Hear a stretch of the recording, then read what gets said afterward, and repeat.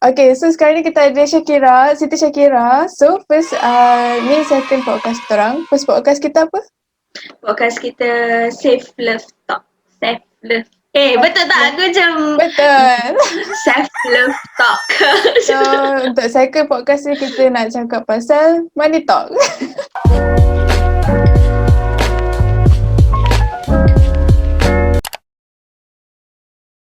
I was working.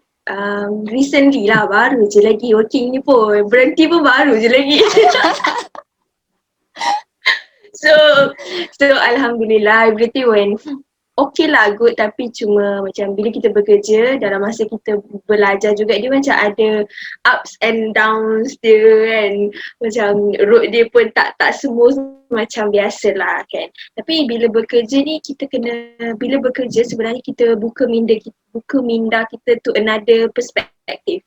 Macam sebelum ni kalau kita belajar, kita dalam lingkungan perspektif belajar saja tau. Bila kita bekerja, kita baru tahu, oh sebenarnya this kind of person ataupun this kind of attitude ke, cara bekerja ke tu sebenarnya ada. Macam wujud lah di tempat kerja.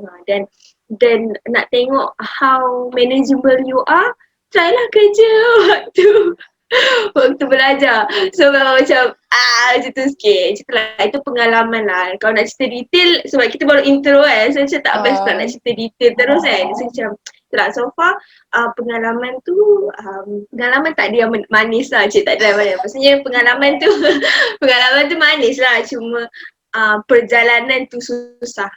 Dia macam ada value susah. Tapi tak ada, macam kebanyakannya pelik lah. Tapi dapat value lah macam tu. Yes, dia macam bila dah habis tu lah baru dapat value kan. Masa kerja tu macam tu. Tapi macam so far so good. Macam okay je. Dia macam overall okay. Tapi yelah, kadang-kadang ada certain part yang kita rasa macam kita tak boleh nak manage benda tu, situation tu macam tu lah. So kalau bisnes sambil belajar, aku ada buat 3 bisnes. Wow. Ini tamak guys, tamak.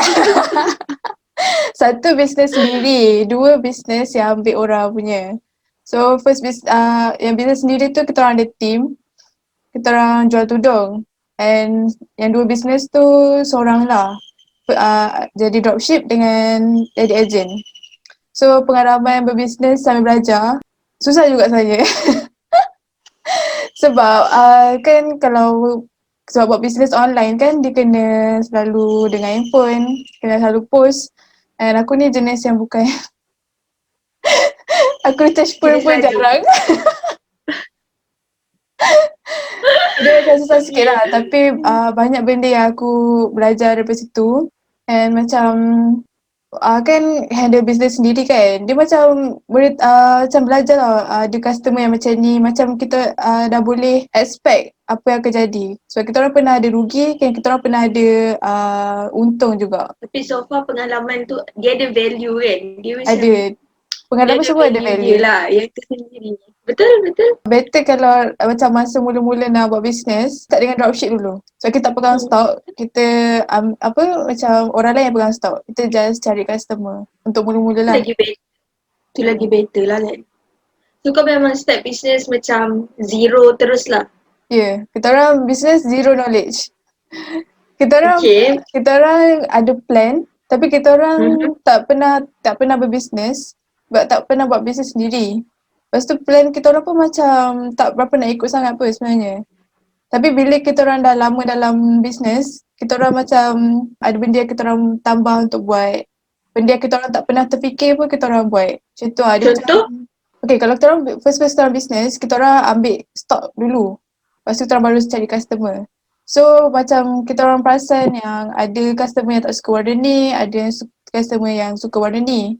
So instead of kita orang ambil stok dulu, kita orang cari kumpul customer untuk macam masa tu untuk Merdeka kot kita orang buat macam sale. So kita orang kumpul customer, so kita offer yang warna yang diorang yang ada. Diorang nak warna apa, kita orang akan ambil stok yang diorang nak tu je. Dan kita orang akan post pada hari yang sama, macam tu lah. Sebab kita orang nak kumpul customer banyak dulu, baru kita orang nak ambil stok lagi banyak. Maksudnya kau macam standardize kan satu tarikh untuk buat postage macam tu lah kan? Macam tu. Lepas tu sebenarnya kau tak ada stok lagi, tapi macam kau kumpul, macam maybe a day before ke baru kau pergi cari dekat jalan dekat mana? Dekat kedai kau yang kau ambil stok tu warna-warna yang kau nak tu lah macam tu. Dia ada stok yang Warna-warna sedia yang ada. Ada yang stok yang dah sedia ada. Tapi ada yang warna yang dah habis. So kita orang ingat macam nak habiskan stok, lepas tu kita nak tambah. So kalau rugilah kalau kita orang tambah tak ada tak ada customer kan. So kita orang cari customer dulu. So kita orang macam Faham? lepas tu kita orang macam limit lah sampai bila kita orang macam kita orang buat sale, kita orang jual RM15. Patutnya RM18 kan. So kita orang buat macam sampai hari ni je RM15. Kalau korang booking dapat RM15. Kumpul booking lah. Faham? Tapi diorang kena kupon booking tu sekali dengan payment ke macam mana? Payment tapi RM5 je lah untuk booking. Faham? Yang It's selebihnya a good kita thing orang lah, it's a good guna idea lah. selebihnya kita orang guna duit kita orang lah untuk tu. At least macam tak adalah rugi sangat bila kita orang dah ambil kan. Betul. At least ada macam kita dah tahu dah kita memang ada customer yang macam sebab kita ambil stok tu sebab tu memang stok untuk customer kan. Dia first nak cari customer tu yang susah. It's a good idea, great job. Aku tak tahu lah nak cakap macam ni, cuma 2020 ni dia mengajar aku tentang plan. Dia mengajar aku tentang how benefit you bila you ada plan. Macam kalau kau ada plan, semua benda akan jadi went smoothly, macam dia akan walaupun lah kita dalam hidup ni memang takkan kita boleh control semua benda, takkan. So macam tapi dengan adanya plan tu, walaupun dia out of control sikit tapi dia akan still masuk dalam path yang sama je. Okay, kau akan dapat juga yang sama. Macam tu lah. Macam orang kata kalau if you can shoot for the star, shoot for the moon, at least it will land among the stars. At least shoot for the star. Betul. Kita kena shoot for the star. So kalau kita jatuh pun at least kita land among the star lah. Tak apalah. The moon. Taklah, shoot for the moon. At least when you fall, you will land among the stars.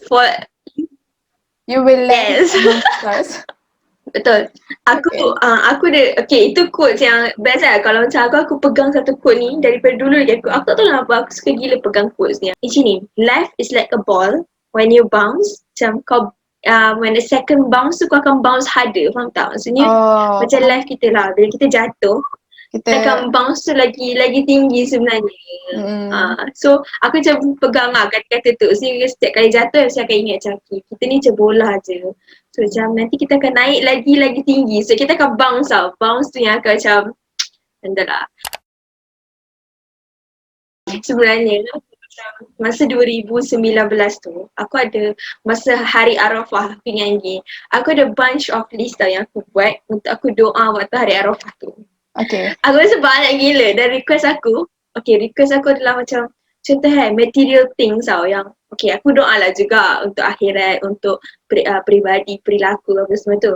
Tapi banyak benda yang aku minta juga adalah material things. Contoh macam aku nak tukar phone, aku nak tukar laptop. Aku minta dan aku bagi tahu kat Allah apa benda yang aku nak tukar. Bila aku doa, Allah tak betapa baiknya Allah. Kenapa kita betapa baiknya Allah ni? Dia tak bagi waktu aku minta tu. Dia bagi aku waktu sekarang. Maksudnya macam perjalanan aku tu lead kepada apa yang aku nak, apa yang aku minta. Faham tak? Maksudnya macam Allah atur kat sini dia macam aku nak gain something. Contoh macam aku nak tukar laptop katakan. Tapi Allah tak bagi aku macam tiba-tiba ada someone yang close to me bagi duit kat aku ke tak. Tapi cara dia untuk bagi aku dapat laptop adalah dengan cara aku bekerja. So bila aku bekerja, aku tahu susahnya, aku tahu aku dapat pengalaman juga dalam masa yang sama. Aku dapat pengalaman, aku dapat tahu betapa susahnya kerja ni, betapa susahnya bila kerja swasta, bila benda-benda macam ni lah. So bila aku remind back balik kepada a year ago, aku macam ingat balik macam this is the list of doa yang aku buat masa hari Arafah dan one by one Allah dah makbulkan. Cuma macam tu lah, macam orang cakap kan kalau Allah makbulkan doa kita dalam 3 cara kan. Maksudnya satu dengan cara yang mungkin sekarang aku akan bagi kau sekarang. Tapi yang kedua mungkin nanti dulu aku akan bagi on the right time. Tapi yang ketiga tu yang macam Allah kata nanti Allah kata tak, tapi Allah ganti dengan something yang lebih baik. Dan aku rasa macam aku di fasa yang kedua, which is macam nanti dulu. Nanti dulu. Ada benda lagi aku nak bagi kat kau macam tu lah. So macam it's a good thing bila aku bekerja. Kenapa aku nak bekerja adalah decision. Okay, sebenarnya aku ambil decision untuk bekerja because of family problem juga. Bukanlah family problem sangat pun. It's just a matter of aku rasa macam aku as anak sulung, I should make a move untuk bekerja, at least boleh tolong ataupun boleh bantu sikit lah family aku macam tu. So dan perjalanan kerja aku sebenarnya aku tak adalah, okay, orang lain aku tahu yang pengalaman kerja orang lain sangat susah, tapi perjalanan kerja aku untuk aku dapat kerja sangat mudah. Macam kau tahu dah dapat, macam aku pergi, aku beritahu lah, aku cerita pengalaman aku macam mana aku boleh start kerja. So masa aku kerja tu, aku adalah apply a few dekat internet. Aku through internet je, macam tanya-tanya apa semua. So aku apply for job pembantu klinik. Tapi tak tahulah, orang tu offer untuk aku jadi CSO, Customer Service Officer. So aku macam, okay, let's try. Tapi dia kata datanglah untuk interview dulu kan. So aku pun datang. So masa aku datang tu, there's a lot of pretty girl yang macam, kau faham tak, datang interview mestilah semua cantik. Semua cantik, semua bergaya, semua ada personality masing-masing. And I was there, I was macam, I'm not gonna got this job. Macam tu tak? Macam, tak kot, macam orang lain lagi layak lah, lagi ni So memang balik tu macam okay, interview went smoothly lah. Aku tak cakap pun dalam interview tu, aku tak cakap satu apa pun. Aku macam okay, tak apalah, macam okay, maybe I don't get a chance untuk dapat kerja kat sini kot, macam tu. So bila balik tu memang tak ada harapan langsung, macam tak ada letak expectation, zero expectation, sebab macam tak ada lah macam tu kan. So and then the next day I get a call, suruh datang kerja. Aku macam, what? Serius lah macam tu. Among everyone aku dapat. So aku macam, betul ke ni? Message aku dia jawab, betul ke ni dapat. So aku pun kerja lah, aku datang kerja. Environment kerja aku masa mula tu macam sangat best lah. Macam bila kau masuk dalam satu organisasi ataupun satu tempat, kau takkan tahu the whole story dengan hanya kau duduk first day. Tapi macam lama-lama, slowly you will know the culture of culture dekat situ tau, macam mana apa semua.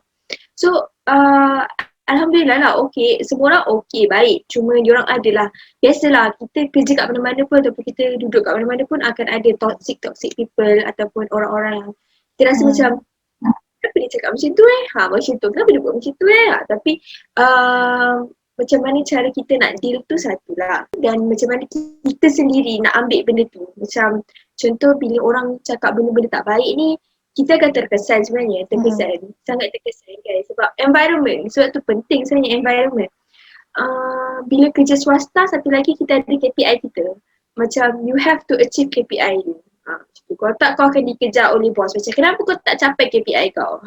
So macam takkan hari-hari kita nak dikejar macam at one point kita rasa cari semak macam tu lah. In short, macam tu lah aku punya journey untuk kerja macam tu. So Siti macam mana pengalaman apa so, apa yang buatkan kau rasa kau nak start business? Well, actually sebenarnya bukan aku yang nak start business. Aku kau macam join-join je ke? Bukan, kita orang, aku macam ada join satu macam organisation ke? Grup dakwah macam tu lah. And kita orang macam disarankan untuk berbisnes sebab kita orang punya grup dakwah ni, kita orang kena keluar pergi sana, pergi sini. So kita orang kena ada duit. So diorang tak galakkan untuk kita orang kerja waktu cuti. Sebab kalau kerja waktu cuti, kita orang tak boleh nak commit untuk pergi sana, pergi sini lah. So diorang galakkan kita orang buat dakwah tu lah. Yes. So kita orang digalakkan untuk berbisnes. So kita orang dibahagi kumpulan ikut group, ada something lah. Lepas tu kita orang kena plan untuk buat bisnes tu. Kita orang fikir nak buat bisnes tudung. Tapi mostly memang nak cari duit untuk supaya kita orang senang nak keluar lah. Takkanlah setiap kali kita orang keluar nak kena minta parents. Yes. So kita orang kalau keluar, kita orang keluar jauh. Nak naik bas. Ada yang kita orang pernah kena pergi Sabah. naik flight kan. Wow. Tapi aku dah So, tak join dah. tapi kau tak join, tapi business macam mana? Business pun kita orang dah stop. Sebab okay, kita orang saya lama juga tahu kita orang buat business. Tapi akhir sem 2 rasanya yang kita orang tutup business tu macam bubar. Sebab bila dah masuk belajar, kita orang macam tak nak bagi komitmen. Apa tu? Aku yang pegang Tak. akaun media sosial. So aku yang pegang akaun IG. Tapi akaun IG tu diorang pun boleh access. So setiap kali tu akulah yang selalu post. Aku yang kena cari bahan nak kena post. Kadang-kadang aku kena guna muka sendiri untuk post muka untuk post tudung. Faham. So group kita orang stress gila sebab ada seorang ni dia booking banyak tau. Warna yang sama je. So kita orang tak ambil, itu salah kita orang. Kita orang tak ambil duit deposit. Oh, So bila kita orang dah ambil stok, tiba-tiba dia cancel. Banyak tu tak? Dia sedih gila kita orang. Super sedih. Berapa like? Total 30 like tak silap. My Warna yang God. sama. My God. Warna yang sama, lepas tu warna tu orang tak selalu pilih pun. My God. Oh my God. Dia warna mint terang mint tau. Mint bukan mint yang dusty mint. Dia mint yang terang tu. Macam orang kalau kita orang pernah jual, mint tu tak laku sangat. Aku rasa macam nak give up tau time tu. Tapi sebab kita orang ada team kan, lepas tu orang kata macam tak apalah, at least kita belajar. Lepas tu kita kena ambil deposit. Time tu lah kita orang macam slow-slow kita orang belajar yang ada cabaran ni. Macam akan ada customer yang macam ni. Kita orang stop business ni, time tu stop ada lagi. Tapi macam kan kita orang ada group kan. So just pulang balik modal. And ada seorang daripada team kita orang ni yang dia tak nak modal, dia nak ambil tudung. So dia lah yang jual tudung tu. Stop sebab susah nak commit lah. Aku pun macam pegang IG kan. Semua boleh post. Tapi selalunya aku yang post. Dia nak cari bahan ayat tu yang susah. Copywriting. Aku macam kan kena tukar, takkan nak sama kan. So kadang-kadang aku yang kena ambil gambar tudung tu sendiri. Aku yang kena ambil gambar diri aku pakai tudung. Aku rasa aku pernah jadi model kau. Yes, kau pernah jadi model aku. Salah satu model tapi tak berbayar. Tapi best lah. Masa tu lah aku belajar untuk komitmen satu. Lepas tu yang untuk dropship dengan agent tu pun. Dropship tu sebab entahlah benda tu macam aku masuk macam diorang buat. Pernah dengar Jom Drop tak?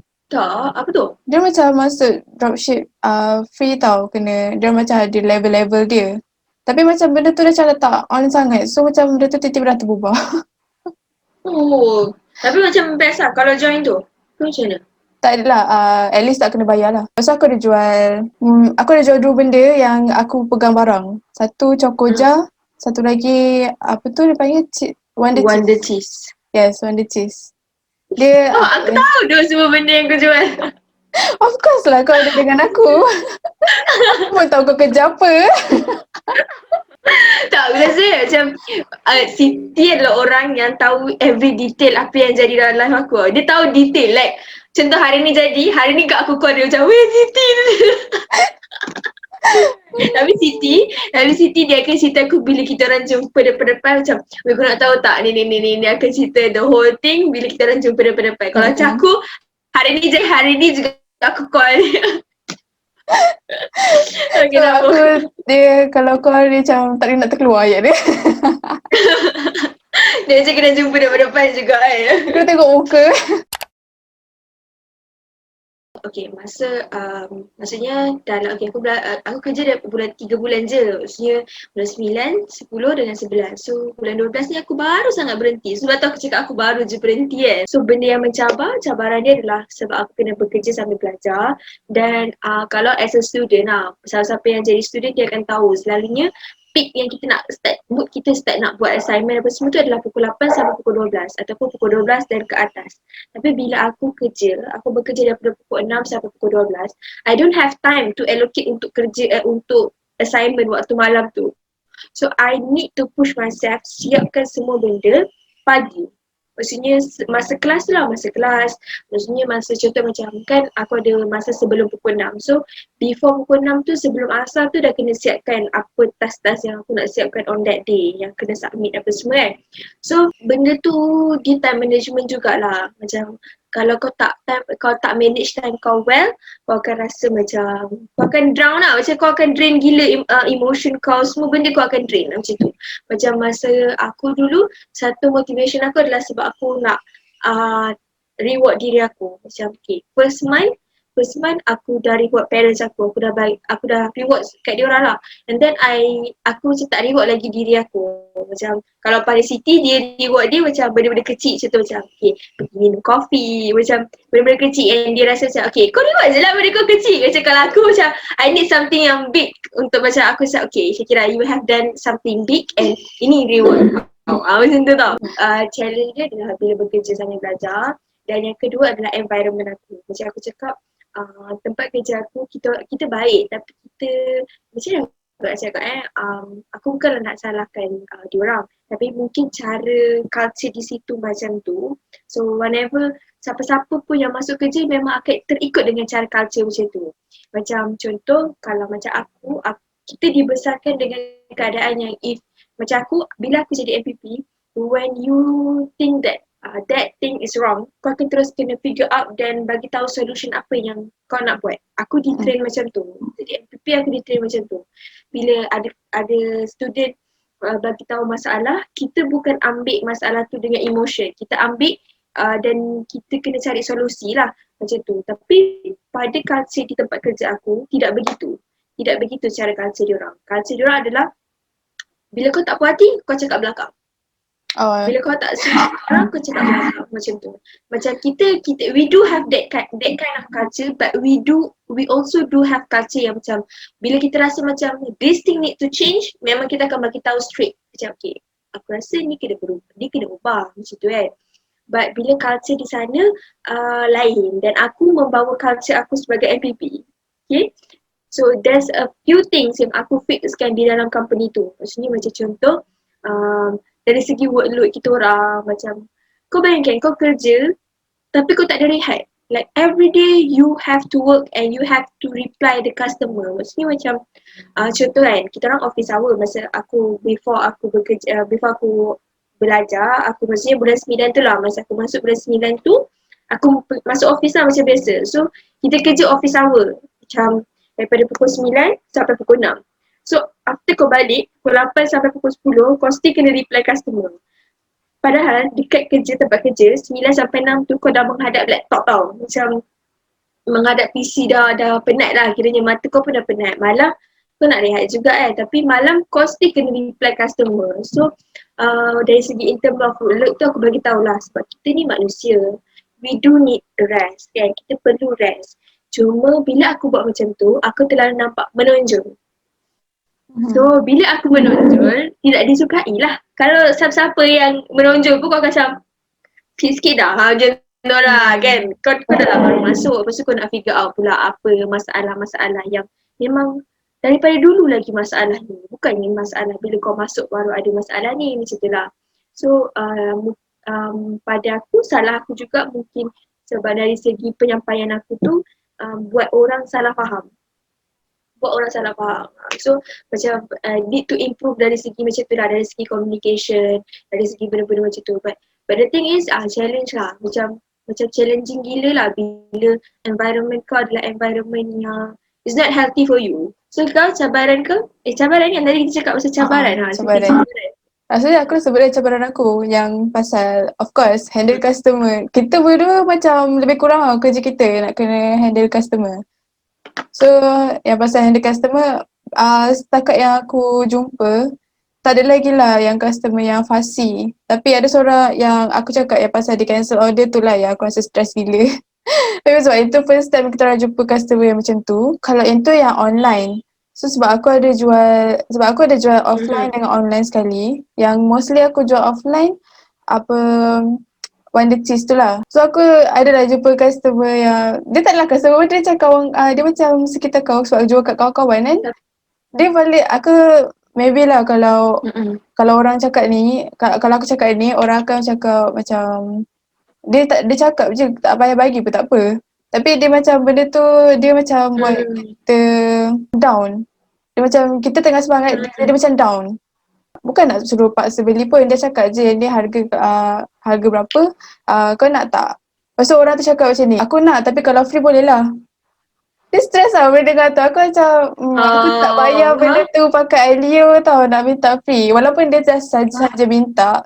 Tapi benda tu macam downkan semangat aku lah. Lepas tu ada yang minta benda tu murah. Sedangkan yang aku jual tu ikut harga yang, sebab akan aku jual barang, aku jual benda yang memang benda tu dah terjual dekat tempat lain.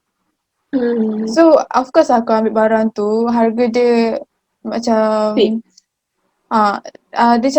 dia macam aku macam contoh kalau aku beli barang tu dalam 20 ringgit. Dia sudah jual 25. So aku dapat untung 5 ringgit je lah kan.